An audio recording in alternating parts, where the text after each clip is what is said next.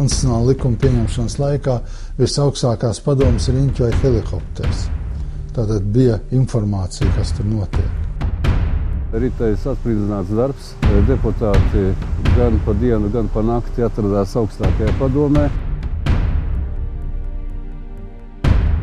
Induls Bērziņš.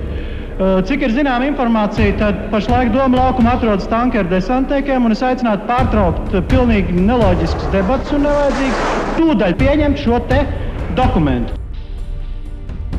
Es teicu, neskaldam matus, tūlīt balsojam, jo varbūt mums šīs iespējas balsot nebūs. 111 par, pret 13, un valstiskais status juridiski ir mainīts. Liekums par Latvijas Republikas valstisko statusu ir pieņemts. Latvija ir neatkarīga demokrātiska republika.